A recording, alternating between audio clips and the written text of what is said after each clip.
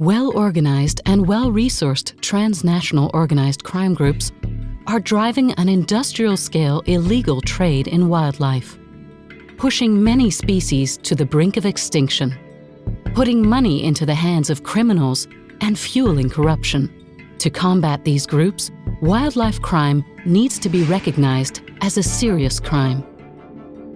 More than 1,000 rhinos have been poached every year in South Africa since 2013.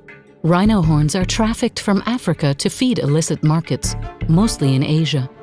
Thousands of rhino horns have been seized by law enforcement authorities in hundreds of cases. African elephant populations have declined dramatically over the past 10 years.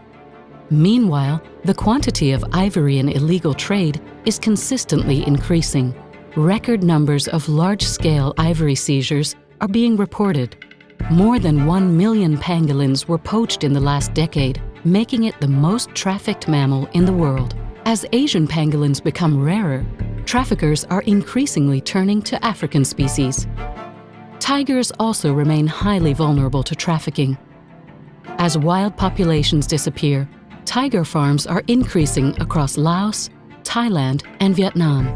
So too is the proportion of tigers seized in illegal trade that are suspected to have come from tiger farms.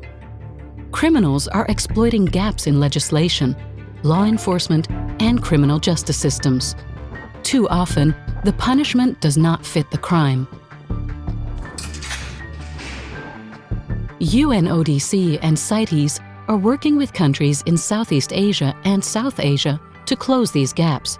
Together, we are helping governments to improve wildlife crime-related legislation,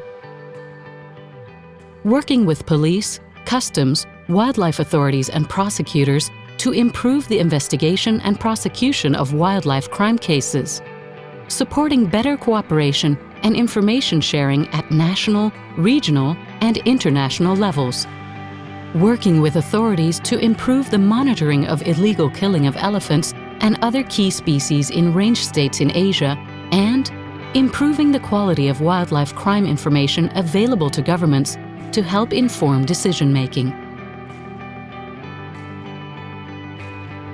It's time to act. It's time to get serious about wildlife crime.